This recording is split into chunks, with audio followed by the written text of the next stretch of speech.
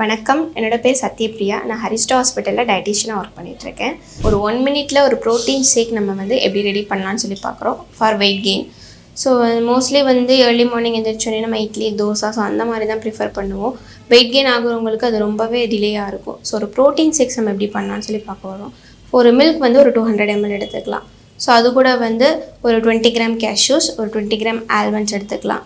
ஒரு 5 pieces dates இந்த மாதிரி எடுத்துக்கலாம். அதுக்கப்புறம் கிஸ்மிஸ் ஒரு 5 கிராம் அந்த மாதிரி எடுத்துக்கலாம். அது கூட ஹனி கொஞ்சம் போட்டுக்கணும். ஸோ அது கூட 2 பனானாவும் நம்ம சேர்த்துக்கணும்.